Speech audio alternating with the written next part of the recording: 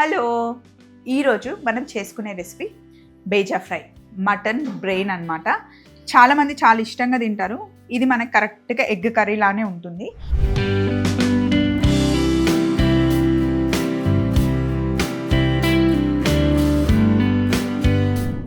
First దీన్ని ఏం చేయాలి అంటే నీళ్లు మరగబెట్టి ఇందులో వేసేయాలి. జస్ట్ ఒక ఉడుకు రానివ్వాలి బ్రెయిన్ని వండేటప్పుడు. ఎప్పుడైనా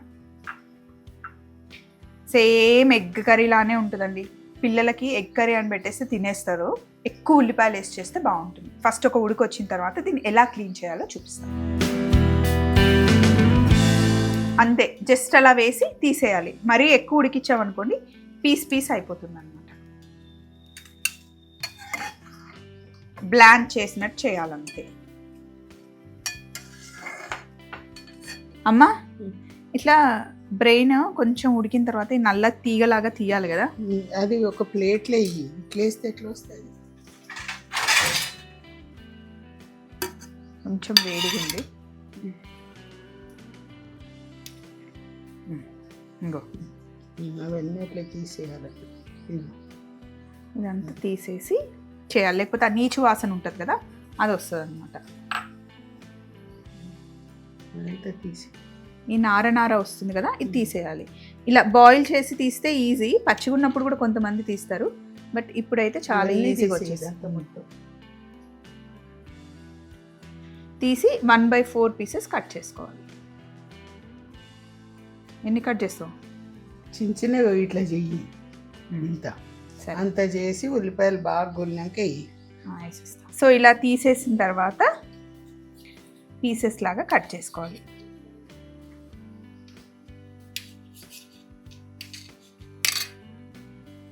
ఇది వెజిటేరియన్స్కి చూడడానికి ఎలాగో ఉంటుంది, బట్ నాన్ వెజిటేరియన్స్ మాకు అలవాటు అయిపోయింది కదా తిని.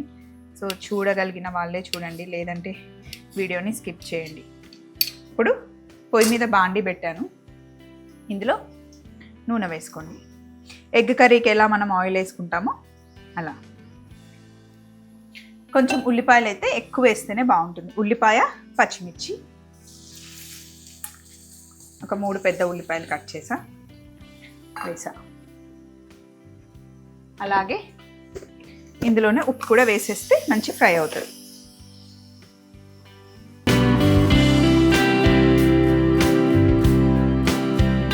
ఉల్లిపాయలు ఇలా వేగిన తర్వాత ఇప్పుడు ఇందులో అల్లం వెల్లుల్లి పేస్ట్ ఒక చిన్న టీ స్పూన్ వేసాను.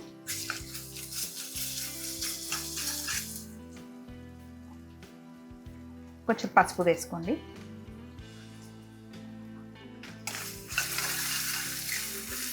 అల్లం వెల్లుల్లి పేస్ట్ పచ్చివాసన పోయిన తర్వాత ఇందులో కారం, ధనియాల పొడి, కొంచెం గరం మసాలా వేసుకోవాలి.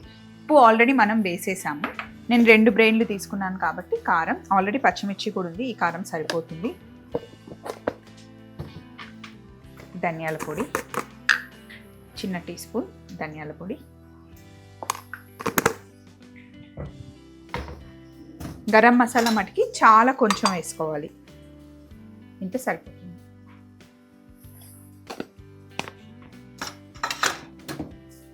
అన్నీ వేసి సరే బాగా మిక్స్ చేసేసుకోవాలి. ఇలా అంతా బాగా మిక్స్ చేసుకొని కొంచెం నూనెలో వేగిన తర్వాత ఇప్పుడు కట్ చేసుకున్న బ్రెయిన్ పీసెస్ను వేసేసుకోవాలి.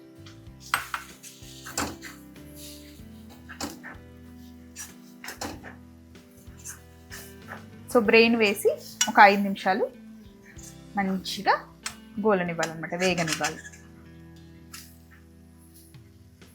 మసాలా అంతా బ్రెయిన్ పీసెస్కి పట్టుకోవాలి. చూస్తే సేమ్ ఎగ్ కర్రీ లానే ఉంది కదా.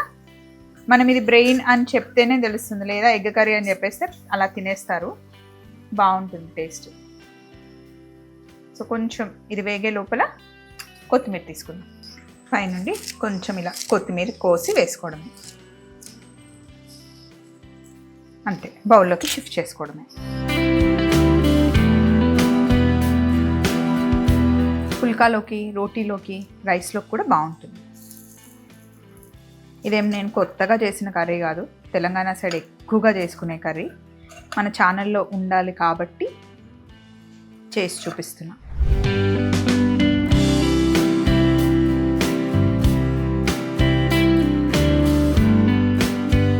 ఇంతే అండి, సింపుల్గా మనం బ్రెయిన్ ఫ్రై చేసేసుకున్నాం కదా. ఇలాంటి సింపుల్ రెసిపీస్తో మళ్ళీ కలుద్దాం. Take care, bye.